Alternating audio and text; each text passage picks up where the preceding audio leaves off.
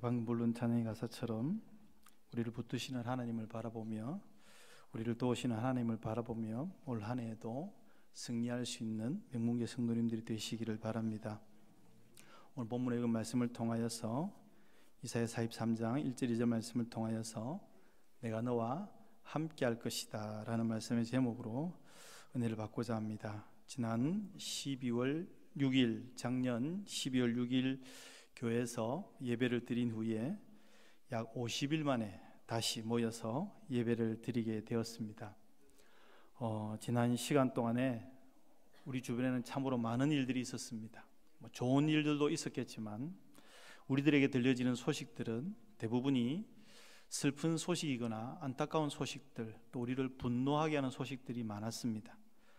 코로나 바이러스는 여전히 우리를 위협하였습니다. 우리나라에도 지난 기간 동안 1000명이 넘는 확진자가 하루에 발생하였고 평소보다 더 많은 사망자들이 나타났습니다. 우리나라뿐만 아니라 전 세계적으로 바이러스가 3차 유행이라고 하죠. 많은 환자가 발생하였고 사망자가 계속 증가하였습니다. 금요일 날짜 기준으로 1억 명에 가까운 환자가 발생을 하였다고 합니다. 그리고 200만 명에 가까운 사람들이 이 코로나 바이러스 때문에 죽어갔다라고 말합니다. 가슴 아픈 일들, 안타까운 일들이 많이 일어났습니다. 입양하였던 정인이가 양부모의 학대로 인하여서 사망하는 그런 충격적인 일들도 있었습니다. 어린이집에서 또 학교에서 교사들이 아이들을 학대했다라는 그런 소식들도 들려져 왔습니다. 우리나라에서 가장 큰 기업을 운영하고 가장 많은 재산을 가졌다고 할 수 있는 사람이 전직 대통령에게 뇌물을 준 것으로 판단되어서 법정에서 구속되어서 감옥에 갇히는 일도 있었습니다. 반대로 너무나 경제적으로 어려움 때문에 자살하는 사람도 있었습니다. 때로는 혼자 가지 않고 그 자녀들을 자신의 손으로 직접 죽이고 부모가 뒤이어 자살을 하는 그런 안타깝고 슬픈 소식들이 너무나 많이 들려왔습니다. 지금도 이 시간에 우리가 스마트폰만 열면 여러 가지 사건들과 살인의 소식들, 여러 가지 중독들로 인하여서 악한 범죄들이 일어나는 현장들을 많이 접할 수 있습니다. 이 시대를 살아가면서 이 시대를 불확실성의 시대라고 표현을 하고 있습니다. 갈수록 불확실한 상황들이 너무나 많이 일어납니다. 이 바이러스가 이렇게 나타날 줄 우리가 꿈에라도 생각을 했겠습니까? 내일이 어떻게 될지 모르는 것이 불확실성이라는 겁니다. 갈수록 두려움의 대상이 많아집니다. 갈수록 공포의 대상이 많아집니다. 사회적인 현상뿐만 아니라 환경 파괴로 인하여서 자연적으로 일어나는 재난들도 엄청나게 많아지고 있습니다. 당장 오늘 예배를 마치고 나가면 어떻게 될지, 내일의 우리의 삶이 어떻게 될지 불확실하고 두렵고 공포스러울 수밖에 없는 상황입니다. 그런데 이런 상황들은 그리스도인이라고 해서 비켜가지 않는다라는 겁니다. 하나님을 믿음으로 믿고 있는, 예수님 우리의 구주로 믿고 있는 우리들에게도 이런 두려움의 시간들, 공포의 시간들, 불확실한 상황들이 끊임없이 다가오고 있다라는 겁니다. 이러한 때에 우리에게 필요한 것이 무엇이겠습니까? 그리스도인에게, 하나님의 자녀들에게 참된 평안을 줄 수 있는 방법이 무엇이겠습니까? 우리가 참된 평안을 찾을 수 있는 방법은 단 하나밖에 없습니다. 창조주 되시는 하나님 아버지를 바르게 알아가는 길밖에 없다라는 겁니다. 그 하나님을 바르게 알고 그분의 뜻을 내 마음속에 새기고 그 말씀대로 순종하며 살아가는 길이 불안하고 두렵고 공포스러운 이 세대에서 우리에게 참된 평안을 줄 수 있는 유일한 길이라는 사실을 믿을 수 있는 저와 여러분들이 되시기를 바랍니다. 시편 18편 2절 말씀에는 이렇게 기록합니다. 여호와는 나의 반석이시요 나의 요새시요 나를 건지시는 이시요 나의 하나님이시요 내가 그 안에 피할 나의 바위시요 나의 방패시며 나의 구원의 뿌리시요 나의 산성이시로다 라고 고백합니다. 환난과 공포와 두려움과 불확실이 다가올 때에 하나님을 찾는 사람, 하나님께 피하는 사람, 그 사람만이 든든한 산성을 만날 수 있으며 든든한 바위 속에 숨어 있을 수 있다라는 겁니다. 우리 하나님은 그런 하나님이십니다. 우리의 산성이 되어주시며 우리의 바위가 되어주시며 우리를 깊숙이 숨겨주시고 환난 가운데 불안한 가운데 우리를 지키시는 분이다 라고 고백하고 있습니다. 이 고백이 저와 여러분들의 고백이 되어질 줄로 믿습니다. 하나님께서는 우리들에게 이렇게 말씀하십니다. 오늘 본문에서도 두려워하지 말라, 오늘 우리 부른 찬양에도 두려워하지 말라, 내가 너를 지켜줄 것이다 라고 말씀합니다. 어떤 이유로 하나님께서 우리에게 두려워하지 말라라고 말씀합니까? 오늘 본문 말씀에는 그 첫 번째 이유를 우리를 구속하여 주셨기 때문에 두려워하지 말라라고 말씀하셨습니다. 구속하다라는 말은 값을 치르고 무른다라는 의미가 있습니다. 여기서 무른다라는 말은 형용사적인 의미와 동사적인 의미가 있는데, 형태를 나타내는 무르다라는 것은 물렁물렁하다, 사람이 조금 물러 빠졌다라고 말할 때 무르다라는 표현을 씁니다. 성경에서 말하는 것은 이 표현이 아닙니다. 여기서 말하는 무르다는 동사적인 표현입니다. 어떤 행동입니다. 어떤 행동이냐? 돈이나 물건을 다시금 찾아오는 겁니다. 다시라는 말에 주목을 해야 됩니다. 다시라는 말은 원래가 있었다라는 겁니다. 원래는 내 것이었는데 여러 가지 사정으로 인해서 빼앗겼다라는 겁니다. 그런데 이거를 다른 값을 주고 다시금 가져오는 것, 원래대로 돌리는 것, 이거를 무르다라고 표현하고 있습니다. 성경에서는 자신이 하나님께 물려가 받은 땅을 자손 대대로 물려줘야 됩니다. 그런데 갑자기 어려움이 생겼습니다. 경제적인 힘듦이 생겼습니다. 그래서 어쩔 수 없이 이 하나님께서 주신 땅을, 기업을 팔아야 됩니다. 그러면 그 후손들이 먹을 거리가 없잖아요. 그때에 옆에 있던 가까운 친척들 중에서 여유가 되는 사람이 돈을 그 밭 주인에게 주고 그 밭을 다시 사서 원래 주인에게, 친척에게 돌려주는 것. 땅을 팔 수도 없을 때는 노예로 가서 살아야 됩니다. 자유를 다 빼앗겨 버립니다. 그때의 친척들이 가서 돈을 주고 그 사람이 빚진 돈을 다 갚아주고 노예로, 종으로 살고 있던 사람을 원래 자리로 돌려놓는 것, 이것을 무르다라고 표현을 합니다. 그리고 오늘 성경에서는 구속이다, 구속하셨다라고 표현합니다. 하나님께서는 이스라엘 백성들을 구속하셨습니다.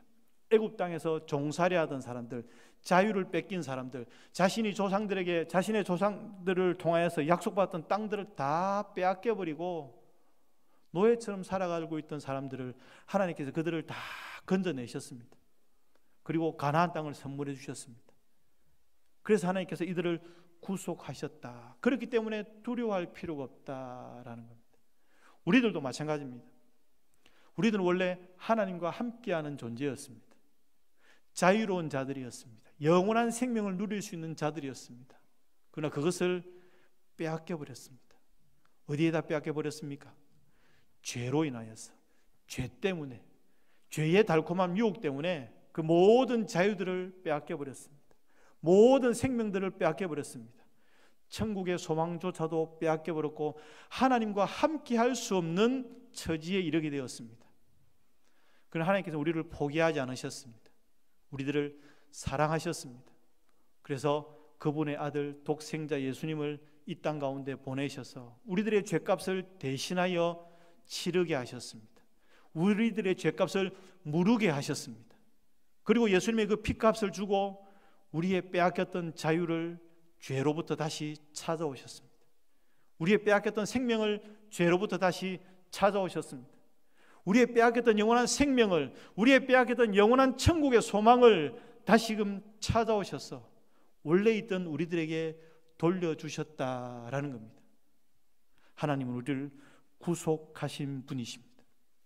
여기 모인 여러분들은 모두가 다 그 예수님의 사랑, 그 예수님의 희생을 믿는 분인 줄로 믿습니다. 이것을 믿는 자들에게 하나님께서 영원한 생명을 주셨다고 하셨습니다. 요한복음 5장 24절에 내가 진실로 진실로 너에게 이르노니 내 말을 듣고 또 나 보내신 이를 믿는 자는 영생을 얻었고 심판에 이르지 아니하나니 사망에서 생명으로 옮겼느니라. 이 땅에서 살아가는 동안 두려운 일이 있습니까? 불안한 일들이 있습니까? 불확실한 일들 때문에 날마다 걱정하고 있습니까? 우리가 기억해야 될 것이 있습니다. 하나님께서 우리를 구속하셨고 하나님의 백성, 영원한 생명을 가진 자, 천국의 소망을 가진 자로 불러주셨다라는 사실을 기억하시길 바랍니다. 이것을 믿는다면 두려워할 필요가 없다라고 말씀합니다. 이것을 믿는다면 염려할 필요가 없다라고 말씀합니다. 우리를 구속하신 하나님의 은혜를 믿음으로 말미암아 두려움을 떨쳐낼 수 있는, 평안을 찾을 수 있는 저와 여러분들의 삶이 되시기를 바랍니다. 하나님께서 두 번째로 우리들에게 두려워하지 말라라고 말씀하십니다. 두 번째 이유는 우리를 부르셨기 때문에 두려워할 필요가 없다라고 말씀합니다. 1절 말미에 보면 내가 지명하여 불렀다라는 표현을 사용하고 있습니다. 지명이라는 말은 이름을 불렀다라는 겁니다. 이름을 불렀다라는 것이 어떤 의미입니까? 기억하고 있다라는 겁니다. 내가 아는 사람을 만났습니다. 불러야 됩니다. 반갑습니다. 그런데 그 사람의 이름을 알지 못하면 뭐라고 합니까? 잘하는 말로 보소하든지요, 야야 하든지요. 이도저도 아니면 급하면 가서 툭 한 대 쳐서 돌아보게 할 겁니까? 왜 그렇습니까? 이름을 기억하지 못하기 때문입니다.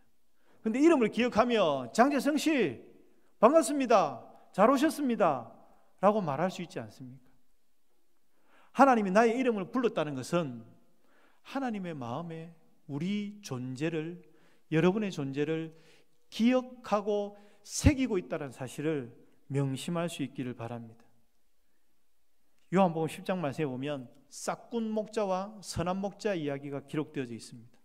싹군 목자는 늑대가 나타나서 양을 잡으러 가려고 할 때에 양을 버려두고 도망간다라고 표현합니다. 왜 그렇습니까? 그 양들은 그 싹군 목자의 양들이 아니다라고 합니다. 그 양을 알지도 못합니다. 그렇기 때문에 양을 보호하기보다 자신의 생명을 보호하기 위해서 멀리 도망친다라고 말합니다. 그러나 우리의 주님은 싹군 목자가 아니라 선한 목자라고 표현을 하고 있습니다. 요한복음 10장 11절에 나는 선한 목자라. 선한 목자는 양들을 위하여 목숨을 버리거니와. 왜 목숨을 버릴 수 있습니까? 그 양 하나하나의 이름을 기억하고 있기 때문입니다. 그 양 하나하나의 연약함들을 다 알고 계시기 때문입니다. 그 양 하나하나를 하나님의 것으로, 그 목자의 것으로 가지고 계시기 때문에 늑대가 쫓아올 때에 자신의 목숨을 살리지 않고 늑대와 싸워서 그 양을 보호하시기 위해서 노력하는 분이 선한 목자이신 우리 주님이시라고 말씀하고 있습니다. 나를 잘 아시는 분, 내 이름을 아시는 하나님께서는 우리의 연약함도 잘 아시는 분이십니다. 우리의 못난 부분도 잘 아시는 분이십니다. 우리의 부족한 부분까지도 다 알고 계시는 분이십니다. 알고 나서 어떻게 하십니까? 우리의 연약함을 강하게 만드시는 분이 바로 우리 주님이십니다. 우리의 못난 것을 아름답게 가꾸어 주시는 분이 바로 우리 주님이십니다. 우리의 부족한 것을 가득 채워서 주님 쓰시기에 부족함이 없는 자로 만드시는 분이 바로 우리 주님이시라는 것을 기억하시기를 바랍니다. 그렇기 때문에 우리는 두려워할 필요가 없습니다. 나의 이름을 불러주시고 나를 기억하시고 나를 위하여 목숨 걸고 싸워주시는 분이 계시기 때문이다라는 겁니다. 우리를 부르셨다고 말씀할 때에는 특별한 뜻이 있다라는 의미입니다. 특별한 목적을 이루기 위해서 우리를 불러주셨다라는 겁니다. 여기에 여러분들이 앉아있는 것이 아무런 의미 없이 오시지 않으셨다라는 겁니다. 이 명문구에 속한 성도가 된 것이 아무런 의미 없이 그냥 그저 가다가 교회가 있으니까 여기 들어온 것이 아니다라는 겁니다. 특별한 목적이 있습니다. 그 목적이 무엇이냐면 베드로전서 2장 9절 말씀에 기록되어져 있습니다. 너희는 택한 족속이요 왕같은 제사장들이요 거룩한 나라요 그의 소유가 된 백성이니 이는 너희를 어두운 데서 불러내어 그의 기이한 빛에 들어가게 하시니에 아름다운 덕을 선포하게 하려 하심이라 라고 기록하고 있습니다. 하나님께서 우리를 지명하여 부르신 이유는 우리를 통해서 하나님을 예배하기 위하여서, 우리를 통하여 하나님 앞에 아름다운 찬양을 드리기 위하여서, 우리가 하나님께 영광을 돌리고 하나님께서 기뻐하시는 일을 하도록 하기 위하여서 저와 여러분들을 부르셨습니다. 또한 그이들을 통하여서 하나님을 알지 못하는 많은 사람들에게 하나님을 알려서 그들도 이곳에 와서 하나님을 믿으며 하나님께 찬양하며 하나님께 예배할 수 있게 하기 위하여서 저와 여러분들을 불러주셨다라는 사실을 기억하시기를 바랍니다. 명문교회가 영혼을 살리는 일에 사용되어지기를 바랍니다. 여러분들의 작은 헌신이 한 생명 한 생명을 살리는 일에 사용되어지기를 바랍니다. 하나님께 영광 돌리는 교회, 하나님을 기쁘시게 하는 성도, 그런 명문교회 성도들이 다 되시기를 바랍니다. 세 번째로 하나님께서 우리들에게 두려워하지 말라라고 하신 이유는 우리와 함께 하시기 때문에 우리에게 두려워하지 말라라고 말씀하십니다. 앞서 두 가지를 살펴보았습니다. 1절 말씀에는 우리를 구속하셨다, 우리를 부르셨다, 예수 그리스도의 피값을 주고 우리를 원래의 자리로 돌려놓으셨습니다. 자신의 목숨을 걸고 우리를 지키시고 부르신다라고 말씀하셨습니다. 그 결과는 마지막에 나옵니다. 너는 내 것이다 라는 겁니다. 우리를 구속하시고 우리를 부르셔서 우리를 하나님의 것으로 삼아 주셨다라는 겁니다. 내 것이 되었다라는 의미가 무엇입니까? 소중하다라는 겁니다. 귀하다라는 겁니다. 여러분 몸에 있는 것들을 한번 기억해 보십시오. 지갑을 가지고 있습니까? 예배 마치시고 나가실 때 그 지갑이나 가방을 두고 가시는 분은 아무도 없습니다. 다 들고 갑니다. 왜 그럽니까? 그 속에 소중한 것들이 들어있기 때문입니다. 핸드폰에 많은 정보들이 들어있습니다. 나의 많은 사생활들이 들어있습니다. 늘 내 손에 지니고 다닙니다. 카페에 갔다가 식당에 갔다가 하더라도 이것을 항상 귀하게 챙겨서 놓습니다. 소중하기 때문입니다. 하나님께서 우리를 내 것으로 불러주셨다는 것은 우리를 귀하게 여겨주셨다라는 사실을 믿으시기를 바랍니다. 귀하게 여기셨습니다. 소중하게 여기셨습니다. 그래서 뭐라고 말씀하십니까? 물을 지날 때에도, 강을 건널 때에도, 불 가운데로 지나갈 때에도 내가 너와 함께 할 것이다. 왜요? 소중하기 때문에요. 귀하기 때문에요. 왜 가족들과 함께 하려고 합니까? 왜 자녀들과 가까이 있으려고 합니까? 내 가족이, 내 자녀들이 소중한 존재이기 때문에, 귀한 존재이기 때문에 그러하다라는 겁니다. 이스라엘 백성들이 물 가운데로 지나갔습니다. 홍해를 건너는 상황 속에서 이스라엘 백성들이 물의 침범으로 죽은 사람이 아무도 없습니다. 이스라엘 백성들이 요단강을 건너갔습니다. 요단강이 넘쳐서 물에 빠져서 죽은 이스라엘 백성들이 아무도 없습니다. 하나냐, 미사엘, 아사랴가 하나님을 바르게 섬기기 위하여서 느부갓네살 왕의 금신상에 절하지 않겠다라고 선포하였습니다. 그것 때문에 풀무불에 갇혔습니다. 하나님께서 우리를 구원해 주실 것입니다. 그리 아니하실지라도 나는 우상을 섬길 수가 없습니다라고 고백하면서 불 가운데 던져졌습니다. 머리카락이 탔습니까? 옷이 탔습니까? 그들의 뼈가 녹아졌습니까? 아무런 일이 일어나지 않았습니다. 하나님께서 그들과 함께하여 주셨기 때문에, 그들을 소중하게 여기고 그들을 귀하게 여겨주셨기 때문에 그들을 그렇게 지켜주셨다라는 겁니다. 창세기 28장 15절 말씀에는 길을 떠나는 야곱에게 하나님께서 이렇게 말씀하셨습니다. 내가 너와 함께 있어 내가 어디로 가든지 너를 지키며 너를 이끌어 이 땅으로 돌아오게 할지라. 내가 내게 허락한 것을 다 이루기까지 너를 떠나지 아니하리라 하신지라. 야곱이 좋은 일로 길을 떠나는 것은 아니었습니다. 그러나 하나님을 사랑하는 그 마음을 주체하지 못하여서 실수를 범하였습니다. 남을 속였습니다. 하나님께서 그 마음을 어여삐 보시사 내가 너와 함께 할 것이다. 하나님을 사랑하는 그 마음을 소중히 여기시사 내가 너를 지켜줄 것이다. 다시금 돌아오게 할 것이다 라고 약속해 주셨습니다. 성도는 하나님의 백성입니다. 성도는 하나님의 자녀입니다.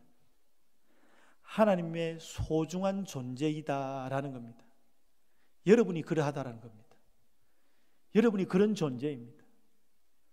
물 가운데 지날 때에도, 강을 건널 때에도, 불 가운데 놓여지게 될 때에도 털끝 하나 다치지 않도록 소중하게 여기시고 우리를 지켜주시는 분이 바로 하나님, 함께 하시는 하나님이심을 기억할 수 있는 성도님들이 되시길 바랍니다.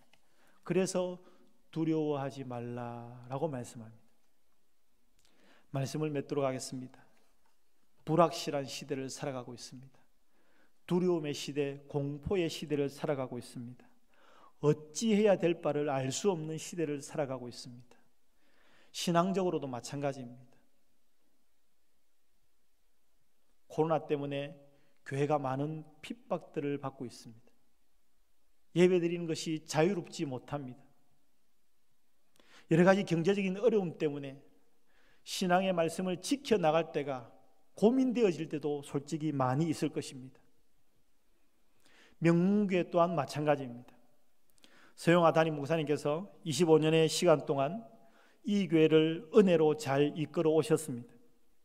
그리고 때가 되어서 원로 목사로 추대하고 그동안의 목사님의 노고에 대하여서 감사하고 위로하는 시간을 가질 날들이 점점 다가오고 있습니다.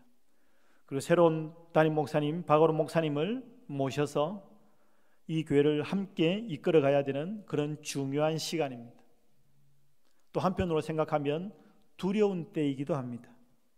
25년 동안 우리를 먹여준 목자였는데, 우리를 너무나 잘 아는 목자였는데 새로운 목자가 와서 이 양무리를 어떻게 이끌어 갈 것인가, 여러 가지 문제가 발생하지 않을 것인가, 어떻게 그분과 맞추어 갈 것인가, 여러 가지로 어렵고 불안하고 두려울 수밖에 없는 상황입니다.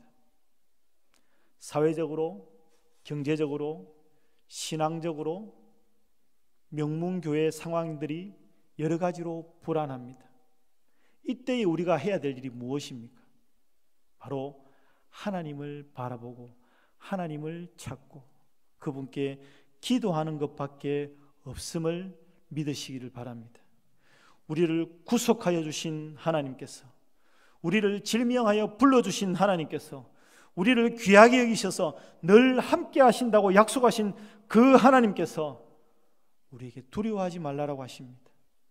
우리가 주님 앞에 바르게 서서 주님만을 바라보며 기도하며 순종하고 살아가면 그 불안한 중에도, 그 공포스러운 중에도, 그 불확실한 중에서도 가장 최선의 것으로 너희들에게 제공하여 주시겠다, 너희들을 아름다운 모습으로 지켜주시겠다라고 약속하셨습니다. 그것을 믿을 수 있는 성도님들이 되시길 바랍니다. 그리하 해서 우리를 구속하신 하나님, 우리를 불러주신 하나님, 우리와 함께 하신 하나님을 바르게 바라보고 어지러운 세상 중에 하루하루 평안의 삶을 누려갈 수 있는 그런 성도님들의 삶이 되시기를 바랍니다. 기도하겠습니다.